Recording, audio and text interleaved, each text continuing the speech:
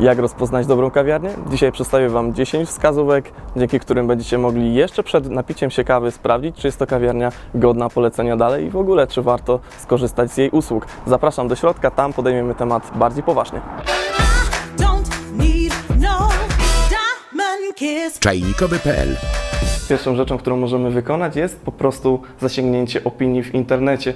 I również Was zachęcam do tego, żebyście oceniali, żebyście sprawdzali jakość kawy i pisali o tym, co Wam się najbardziej podobało, a co niekoniecznie. Pamiętajcie jednak, że nawet najlepszym zdarzają się gorsze dni i zawsze warto dawać drugą szansę.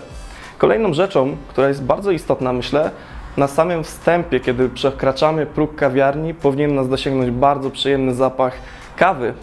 To jest dziwne, wcale nie, jesteśmy wszakże w kawiarni, natomiast wiem, że w wielu kawiarniach niestety kupuje się aromat syntetyczny. Jak w takim razie powinna kawa pachnieć? Powinna pachnieć jak wypiek, powinna pachnieć jak chleb, powinna być świeża i kojarzyć się z czymś słodkim, bardzo przyjemnym. Trzecią rzeczą, na którą możemy zwrócić uwagę, jest przede wszystkim równe traktowanie czarnej kawy i białej. Jeśli mamy do czynienia z kawiarnią, która głównie skupia się na kawach mlecznych, gdzie są one rozbudowane różnego rodzaju karmel, syropy, cukier i tak dalej, to najprawdopodobniej jest to wynikiem tego, że kawa sama w sobie czarna jest po prostu niedobra. Dlatego jeśli mamy kawiarnię, która prezentuje szerokie menu czarnej kawy, świadczy to najprawdopodobniej o bardzo wysokiej jakości surowcu. Możemy to poznać po tym, że mamy drugi młynek najczęściej na barze oraz większy wybór kaw do dripa. Zapraszam Was teraz za bar. Czwartą rzeczą, na którą możecie zwrócić uwagę, jest ta przestrzeń pracy baristy. To wszystko, co się dzieje koło młynków, koło ekspresu, knockboxa, a także dzbanków do spieniania mleka. Jeśli jest to przestrzeń, która sprawia wrażenie niechlujności, jeśli wszędzie spotykamy fragmenty porozrzucanej kawy, espresso ścieka gdzieś tutaj po ściankach ekspresu, najprawdopodobniej mamy do czynienia z osobą, która nie dba również o czyszczenie ekspresu w środku. W tych częściach, gdzie woda styka się bezpośrednio z naparem, który trafia do naszej filiżanki. Wtedy mamy do czynienia z espresso, które jest brudne w smaku, z kawą, która nigdy nie będzie dobrze smakowała, nawet jeśli będzie najwyższej jakości.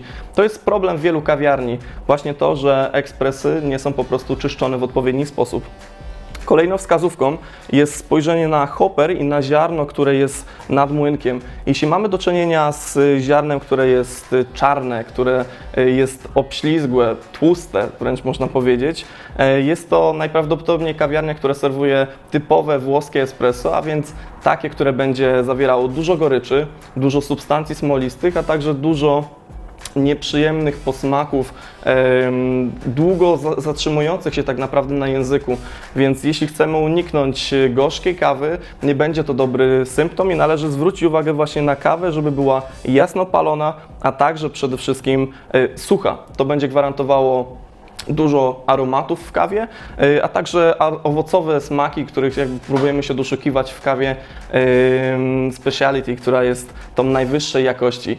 A więc pamiętajcie, sucha i jasna kawa, ok, natomiast ciemna i bardzo błyszcząca jest to coś, po czym spodziewać się możemy dużej goryczy. Jeszcze jedną wskazówką, na którą warto tutaj zwrócić uwagę, jest właśnie młynek, to żeby kawa była mielona tuż przed podaniem, tuż przed zrobieniem espresso. W kilku kawiarniach spotkałem się z sytuacją, kiedy barista namielał dużo wcześniej kawę do dyspensera, takiej przestrzeni, która często znajduje się tutaj, tuż przed młynkiem i dopiero z tej dozy, którą wcześniej namielił, zrzucał dozę do portafiltra i wtedy wykonywał espresso.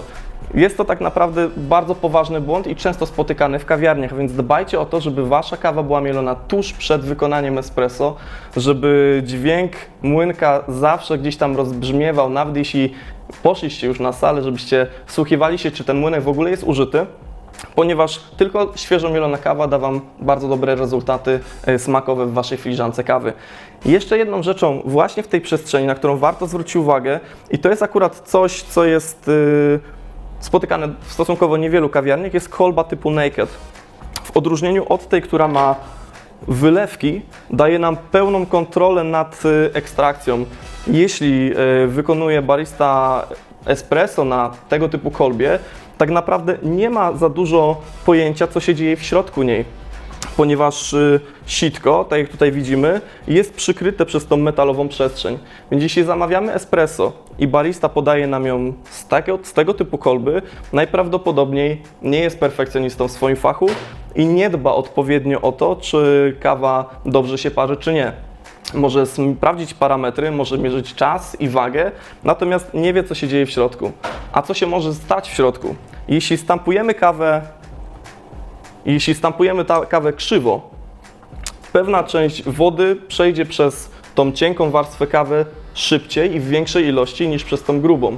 Gdy mamy sitko odsłonięte, widzimy to po prostu. Widzimy, że część kawy z jednej strony wycieka szybko, z drugiej strony blokuje się. W sytuacji, kiedy mamy wylewki, tak naprawdę nie wiemy nic. Więc sytuacja, w której mamy wylewkę jedną przy espresso, jest wręcz karygodna. Przy kawach mlecznych jak najbardziej można wykorzystywać to do podzielenia espresso na dwie części, na przykład na cappuccino czy latte. Dla fanów mlecznych podróży tutaj mam jeszcze jedną wskazówkę. Jeśli siedzimy tutaj przy stoliku i słuchamy dźwięku wspinianego mleka i słyszymy metaliczny, bardzo głośny, coraz bardziej narastający dźwięk, to świadczy to o tym, że osoba, która jest za barem, niestety nie potrafi tego zrobić poprawnie. Jak powinno wyglądać mleko tuż po podaniu? Przede wszystkim powinno mieć bardzo błyszczącą piankę, nie powinna być to sucha piana, która przypomina bezę. No i przede wszystkim kolejny punkt to latte art. Jeśli mamy do czynienia z profesjonalistą, podpisze się na kawie właśnie takim oto wzorkiem kawowym. Mamy jeszcze jeden punkt, o którym nie wspomniałem, a jest to najważniejszy. Jest to osoba, która pracuje za barem. Wszystkie pozostałe punkty, jeśli nie będzie spełniony ten ostatni, czyli po prostu profesjonalista, rzemieślnik w swoim fachu za barem, po prostu nie będą miały znaczenia. Nawet najlepsze ziarno nie zostanie zaparzone poprawnie, jeśli osoba, która pracuje w danej kawiarni, nie potrafi tego zrobić. Więc jak poznać tego dobrego profesjonalistę? Przede wszystkim zapytajcie go o to, jakiej kawy używa. Czy wie coś więcej na temat tej właśnie kawy, czy wie, kiedy ona była wypalona. Jeśli nie jest w stanie odpowiedzieć na te podstawowe pytania, najprawdopodobniej nie jest to osoba, która jest w stanie dobrze zaparzyć Waszą kawę.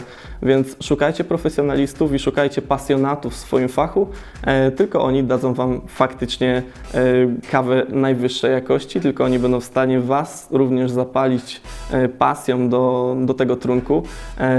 To w zasadzie wszystkie 10 rad, które dzisiaj dla Was przygotowałem. Jeśli macie ochotę podzielić się również swoimi, jakimi zapraszam do komentowania. No i do zobaczenia na czajnikowy.pl.